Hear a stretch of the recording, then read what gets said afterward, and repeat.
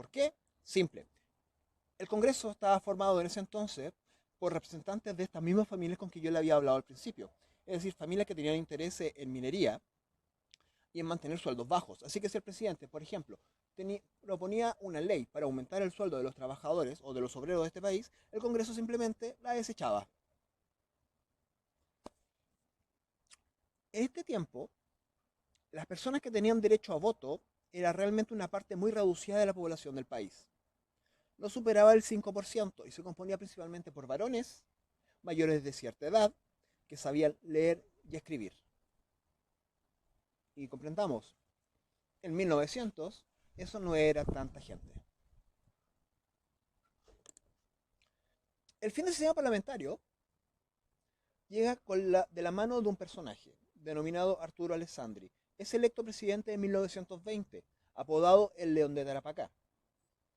Su base política o su base de capital fue fundada cuando él, como abogado, ejercía en las zonas salitreras del norte, se dedicó a defender a los trabajadores salitreros en contra de las grandes compañías y por ende oponiéndose a los grandes capitales.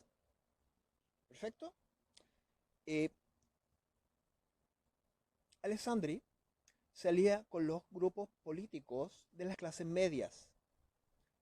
Se reunió con los radicales, con los liberales, con los demócratas, con los trabajadores y con los estudiantes. En general, con todo lo que significaba esta nueva creciente clase media, que buscaban en conjunto reformular el Estado y cambiar muchas de las que ellos consideraban malas prácticas por parte de este.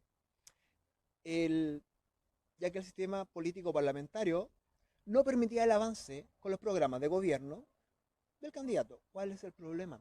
Que esto siguió así por un buen tiempo y Alessandri presionaba contra el Congreso que no lo permitía establecer nuevos cambios a las políticas nacionales. Y es por eso que sucede un elemento súper importante.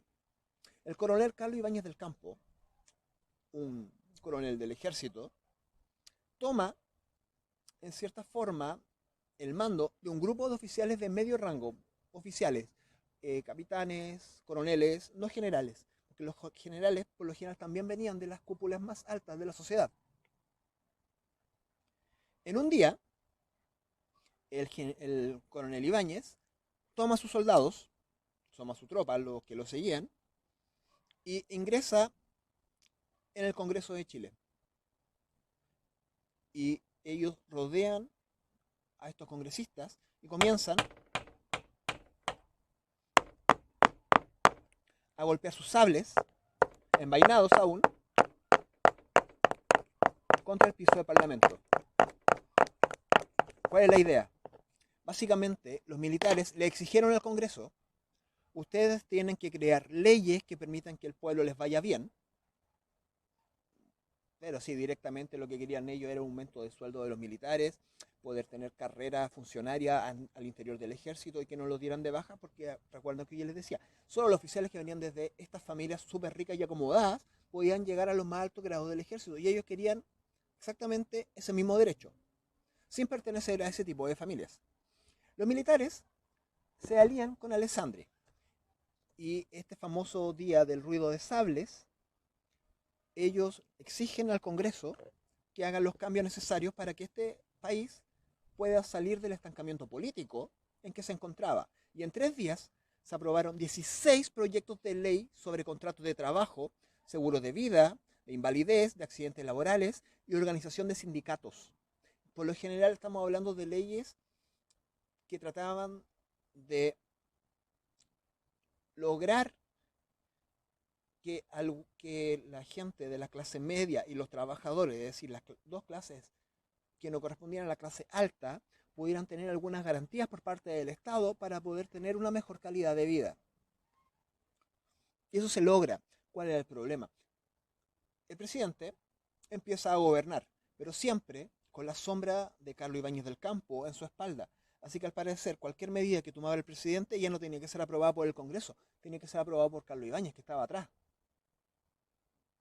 El presidente no aguanta esta presión y le indica al Congreso que va a renunciar. El Congreso no le permite renunciar, pero el Congreso sí le dice al presidente, mira, no podemos quedarnos sin presidente, o si no, Carlos Ibáñez se va a tomar el poder, se va a cabronar con todo. Así que te permitimos tomar vacaciones. Así que el Congreso lo único que le permite al presidente, si bien no le acepta la renuncia, le dice, perfecto, puedes salir del país. ¿Y a dónde va Alessandri? Alessandri toma un barco, se va a Italia. Sin una figura preponderante, los militares toman el poder y cierran el Congreso, adivinen, un 11 de septiembre de 1924. ¿Cuál es el problema? La Junta Militar, o Carlos Ibáñez del Campo, en conjunto con el Congreso, se dan cuenta que este es un país que no puede ser dominado, ya que tenemos el Congreso por un lado y el Ejército por el otro, y ambos quieren gobernar. El problema es que no pueden, necesitan la figura central de un presidente que pueda, entre comillas, manejar los hilos y poder organizar todo este nuevo cambio que se está realizando en la política chilena. Así que el Congreso manda a llamar a Alessandri de Italia. En esta época, en barco, yo creo que Alessandri ni siquiera alcanzó a desempacar sus maletas y tuvo que volver a Chile. Y se realiza un nuevo compromiso entre el Congreso y Alessandri, observado por los militares. ¿Este compromiso en qué consistía? En la creación de una nueva constitución, que va a ser la constitución de 1925. El retorno de los militares a sus cuarteles para que no sigan presionando el entorno político nacional. Esta nueva constitución, la del 25, representará el derrumbe político de la oligarquía, es decir, de esta gente que formaba estas familias poderosísimas, con mucho dinero y mucho poder, y marca el inicio del ingreso a la política nacional de nuevos actores políticos, como podrían ser los grupos o los partidos políticos representantes de esta nueva ascendente clase media. La Constitución del 25 también pone fin al periodo parlamentario en Chile y dando inicio a un nuevo periodo presidencialista que va a durar hasta 1973 con el golpe militar a la figura del presidente Allende, estableciendo una nueva constitución de carácter, nuevamente les digo, presidencial. Ya, chicos, esto es un pequeño resumen respecto a lo que ustedes van a leer y trabajar en la página, desde la página 83 hacia la página 87 más o menos del libro segundo medio. Revisen las páginas, realicen las actividades en su cuaderno, sigan los videos y espero que se encuentren bien. Saludos.